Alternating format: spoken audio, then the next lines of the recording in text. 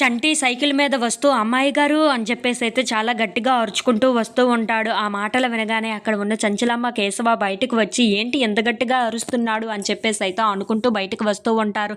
ఇంతలో అక్కడ ఉన్న చంటి సింధూర దగ్గరికి వెళ్ళి ఈ అమ్మాయి గారు మీకో విషయం చెప్పాలి, అది శుభవార్త చెప్పాలి అని చెప్పేసి అయితే అంటూ ఉంటాడు. ఆ మాటలు వినగానే అక్కడ ఉన్న సింధూర మాత్రం ఏంటి చంటి ఏం చెప్పాలనుకుంటున్నావు అని చెప్పేసి అయితే అడుగుతూ ఉంటుంది.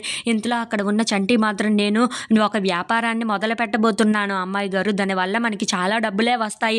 అది చిన్న వ్యాపారం అయినా సరే అలా పెద్ద పెద్దగా పెరిగి చాలా ఎక్కువ డబ్బులే వస్తాయి. నేను ఇక నుండి వ్యాపారం మొదలు పెట్టాలనుకుంటున్నాను అని చెప్పేసి అయితే అంటూ ఉంటాడు. ఆ మాటలు వినగానే అక్కడ ఉన్న సింధూర అయితే చాలా సంతోషిస్తూ ఉంటుంది. ఏంటి చంటి నువ్వేం మాట్లాడుతున్నావు అని చెప్పేసి అయితే అడుగుతూ ఉంటుంది. ఇంతలో అక్కడ ఉన్న చంటి మాత్రం అవునమ్మాయి గారు నేను వ్యాపారం మొదలు పెట్టాను, ఇక నుండి మనకి రేపటి నుండి డబ్బులే డబ్బులు అని చెప్పేసి అయితే అంటూ ఉంటాడు.